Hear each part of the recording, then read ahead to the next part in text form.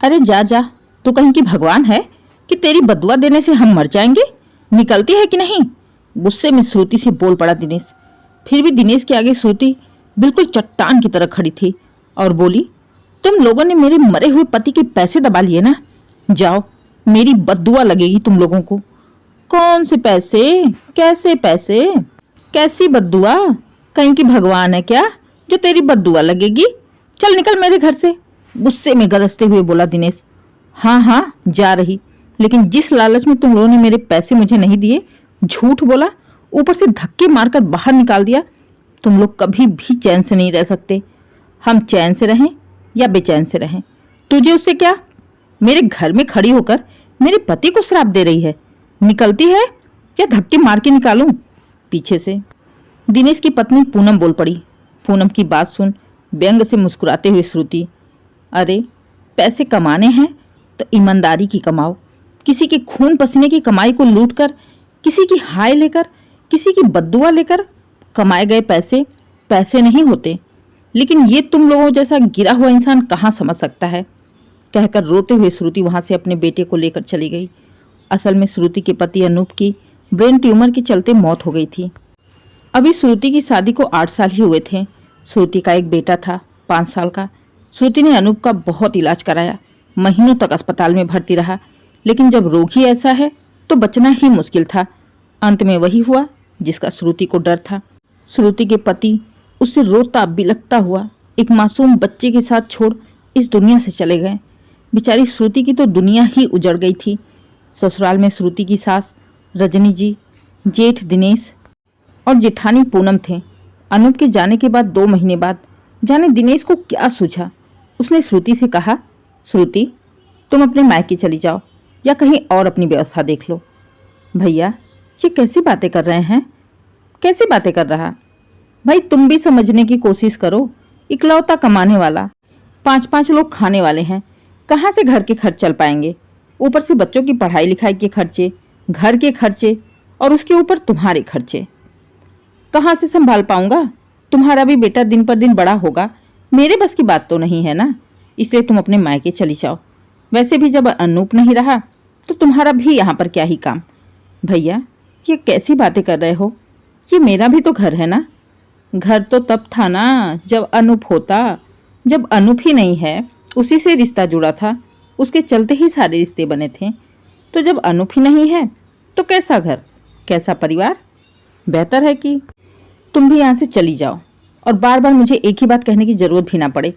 श्रुति की आंखों में आंसू आ गए थे। दिनेश की बातें सुन उसने अपनी सास की ओर आशा भरी नजरों से देखा। रजनी जी भी दिनेश की बातें सुनकर हैरान थी। वो गुस्से में दिनेश से बोली, दिनेश ये कैसी बातें कर रहा है? पागल हो गया है क्या? कहाँ जाएगी वो बेचारी एक छोटे से बच्चे को लेकर? माँ तुम बीच में मत ही बोलो, तुम्हें मजाक लगता है परिवार संभालना? वो कहाँ जाएगी, इससे तुम्हें क्या है? तुम तो पड़ी हो ना, तुम अपना देखो। तुम्हारे भी दवाइयों के खर्चे कम नहीं लगते महीने के। पापा के चले जाने के बाद सारी जिम्मेदारी मेरे ही ऊपर है, तुम्हारी भी। अब मैं इसकी जिम्मेदारी नहीं उठा सकता। अरे नलायक, कौन सा एहसान कर रहा है तू? माँ हूँ तेरी, पैदा किया है तुझे। हाँ इसीलिए पैदा किया है, जिंदगी भर तुम लोगों के खर्चे उठाता रहूं? मेरे तो कोई खर्च नहीं है। एक बार बोल दिया, बार बार बोलने की जरूरत ना पड़े। मुझे नहीं उठाया जाएगा इतने खर्चे। कुछ सोचते हुए रजनी ने कहा, तो ठीक है, नहीं उठा पाएगा मत उठा, उसके हिस्से का उसे दे दे, वो अपने हिस्से में रह लेगी। कौन सा हिस्सा? कैसा हिस्सा माँ? तुम कैसी बातें कर रही हो? कौन सा खजाना छोड़ के गए पापा हमारे लिए? 2-3 कमरों का एक गांव में घर पड़ा है जिसमें कोई रहता नहीं, खंडहर की तरह गिर रहा है। खेत भी ऐसे हैं कि 2-4 बोरी मुश्किल से मिल जाए अनाज खाने के लिए तो बहुत बड़ी बात है। उसमें से कौन सा हिस्सा करवाओगी? जितने हिस्से तुम करवाओगी ना, उससे ज़्यादा हिस्से का इसके पति के इलाज में खर्च हो गया, जो मैंने किए अपनी जेब से। इसके हिस्से को बेच भी दूँ ना तो भी उतना पैसा मुझे नहीं मिलेगा। आई बड़ी हिस्से वाली। और तुम अभी तक क्या कर रही हो? अभी तक गई नहीं क्या? सच में तुम्हें धक्के मार के निकालने पड़ेंगे यहाँ से। अरे पापी, भगवान से तो डर, क्यों एक अबला के आंसू बहा रहा है? उसकी हाय लगेगी तुझे। बस कर माँ, ज़्यादा मेलो ड्रामा मत कर। और सुनो श्रुति, शाम तक तुम अपने भाई को बुला के मायके चली जाओ, कहते हुए दिनेश चला जाता है। श्रुति बेचारी वहीं बैठ जाती है। अब उसे कुछ समझ में ही नहीं आया कि आखिर वो जाए तो जाए कहाँ। एक आखिरी सहारा मायका ही बचा था। ससुराल में तो सब कुछ खत्म हो गया था। उसने अपने भाई को फोन कर सारी बात बताई। श्रुति का भाई उसे तुरंत ही लेने आ गया। धीरे धीरे 2 महीने बीत गए। 2 महीने बाद अचानक श्रुति के पास फोन आता है अनूप के किसी दोस्त का। उसके पास अनूप के कुछ पैसे थे। वो पैसे देने के लिए श्रुति को फ़ोन किया था। बातों ही बातों में श्रुति ने उसे अपने सारे दुख सुना दिए, जिसे सुनकर उसने कहा, भाभी, अनूप के जाने के बाद कंपनी वालों ने कुछ पैसे दिए थे, तो आप उन पैसों का कोई छोटा मोटा बिजनेस क्यों नहीं खोल देती? इससे आपके खर्च भी चल जाएंगे और आपको किसी के सहारे की ज़रूरत भी नहीं पड़ेगी। क्या कहा आपने? पैसे? कैसे पैसे? लेकिन मुझे तो कोई पैसे नहीं मिले। अरे भाभी, कैसी बातें कर रही हैं आप? दिनेश भैया तो आए थे पैसे लेने, सारा पेपर क्लियर किया और पैसे लेके गए थे। वो पैसे भी उन्हें लगभग 1 महीने के अंदर ही मिल गया था। आपको नहीं पता ये बातें? ये सुनकर तो श्रुति बिल्कुल ही हैरान हो गई। इतना बड़ा धोखा! फोन रखने के बाद उसने अपने भाई को सारी बातें बताई और वापस पहुंच गई अपने ससुराल। रजनी जी श्रुति को देख खुश हो गई, लेकिन पूनम का मुंह बन गया। अरे श्रुति, इधर का रास्ता कैसे भूल गई? भाभी, मुझे भैया से कुछ काम है। लेकिन तेरे भैया तो है नहीं, वो 1 घंटे बाद आएंगे। कोई बात नहीं, मैं इंतज़ार कर लूँगी। इतना तो हक है ना मेरा इस घर में। श्रुति की बात सुन पूनम मुंह बनाते हुए चली गई। करीब 1 घंटे बाद जब दिनेश आया, श्रुति को देख हैरान हो गया। कुछ सोचते हुए उसने पूनम को धीरे से अपने पास बुलाया और कहा, ये क्या करने आई है? पता नहीं, आप ही पूछो। आपसे बात करने आई है। जब से आई है तब से कह रही आपसे बात करनी है, जरूरी है। जाओ देखो क्या बात करनी है। अच्छा, देखता हूँ। जैसे ही दिनेश श्रुति के पास गया, श्रुति ने कहा, भैया, अनूप की कंपनी से फ़ोन आया था। उन्होंने बताया कि अनूप को कुछ पैसे मिले थे और वो पैसे आपने लिए थे। वो पैसे आप मुझे दे दीजिए, मैं अपने लिए कोई छोटा मोटा सा बिजनेस खोल लूँगी। कौन से पैसे? कहाँ के पैसे? मुझे कोई पैसे वैसे नहीं मिले हैं। भैया, आप भूल सकते हो, एक बार याद करने की कोशिश करिए। 1 महीने बाद ही आपको तुरंत ही पैसे मिल गए थे। एक बार बोल दिया ना तुझे, सुनाई नहीं दे रहा? कोई पैसे नहीं मिले थे मुझे। अगर पैसों के बारे में बात करने आई है तो चुपचाप से चली जाओ। अगर मिलने आई हो तो खाओ पियो, इसकी बात जाओ। भैया, मैं पैसों के बारे में ही बात करने आई हूँ। कंपनी वाले झूठ तो नहीं बोल सकते ना, उनके पास पूरे कागज हैं। तो कागज है तो क्या कर लोगी? पुलिस बुलवाएगी, पकड़वाएगी मुझे। बुला ले, पकड़वा ले। मैं भी बोलता हूँ पुलिस को कि तेरे पति की बीमारी पर मैंने पैसे खर्च किए। कहाँ से आए पैसे? लोगों के उधार लिए थे, देना भी था, और उसके मरने पर जो सारा क्रियाक्रम होता है वो भी मैंने ही किया था, अपने ही पैसों से। कहाँ से आए? उसका भी तो भरना था। जो पैसे आए थे वो चले भी गए, इसलिए तुम्हारा 1 पैसा भी मेरे पास नहीं है। इतनी बेशर्मी, इतनी बदतमीजी से बोल पड़ा दिनेश कि बेचारी श्रुति रो पड़ी। उसकी बातें सुन उसका कलेजा टूट गया। श्रुति के साथ साथ उसकी सास रजनी जी भी रो पड़ी थी। बेटे की ऐसी बेरुखी देख बेचारी कर भी क्या सकती थी।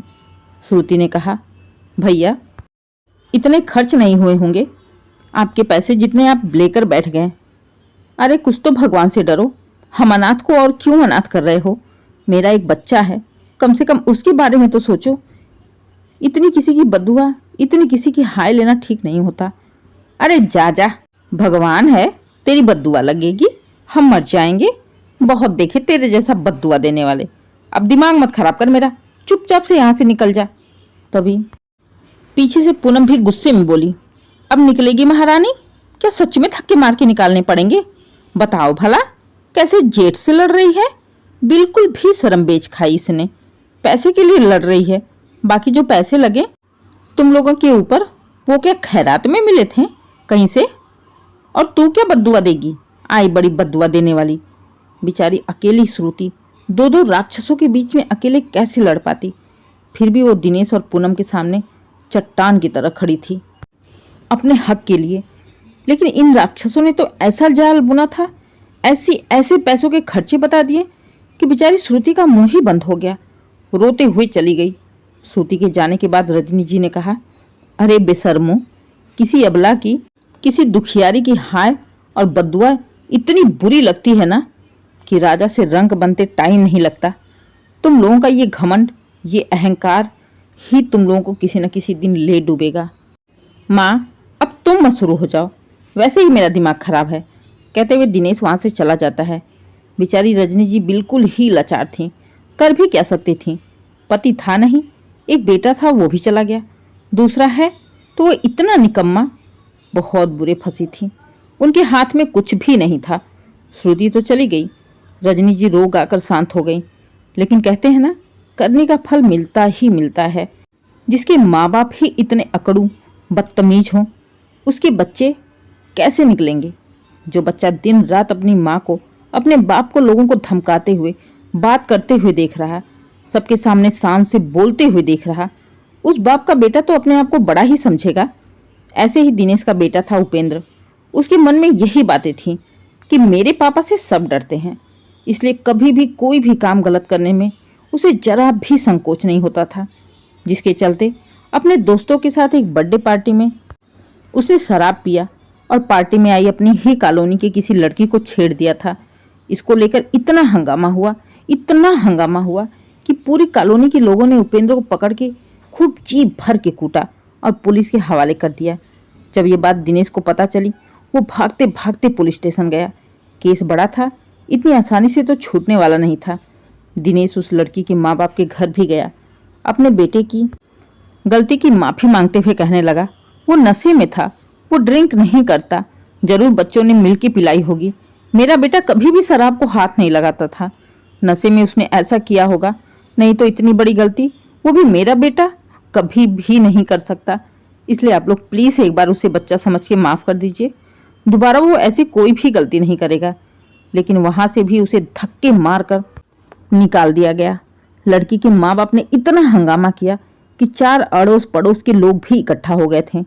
पहली बार दिनेश को अपनी बड़ी बेइज्जती महसूस हुई थी, वो भी अपनी ही कॉलोनी में, जिस कॉलोनी में वो लोगों के सामने शान से चलता था, एक रुतबा था उसका। लेकिन अब लोग उसके ऊपर हंस रहे थे। वो किसी से नजरें मिलाने के लायक ही नहीं रहा। बेइज्जत सा अपना मुंह लेकर घर आ गया। अब उसे अपने बेटे के भविष्य की चिंता होने लगी। अगर केस लंबा चला गया तो बेटे की पूरी जिंदगी ही बर्बाद हो जाएगी। अगले दिन कुछ सोचते हुए दोबारा पुलिस स्टेशन जाता है। पुलिस वालों से करीब 1 घंटे कुछ बातें करता है। आखिर पुलिस तो पुलिस है, वो कहाँ किसी की सगी होती है। ले देकर सारा मामला 10 लाख में सेट हो गया। साथ साथ पुलिस वालों ने दिनेश से ये भी कह दिया कि जितनी जल्दी हो सके ये कॉलोनी छोड़कर तुम लोग दूसरे शहर चले जाओ, नहीं तो अगर इस कॉलोनी में तुम्हारा बेटा दोबारा दिख गया तो फिर उसे बचाना मुश्किल हो जाएगा। इतना सुनते ही वो भागता हुआ घर आया। पैसे का इंतजाम करना मुश्किल था, जल्दी जल्दी उसने बेटे को छुड़ाना था और ये शहर छोड़ के भी जाना था।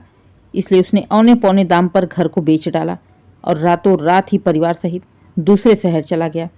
इधर श्रुति ने अनूप के दोस्तों को जब सारी बात बताई तो उसने उसी कंपनी में बात करके श्रुति की नौकरी लगवा दी, जिससे कि श्रुति के खर्च और उसके बच्चे की परवरिश आराम से होने लगी।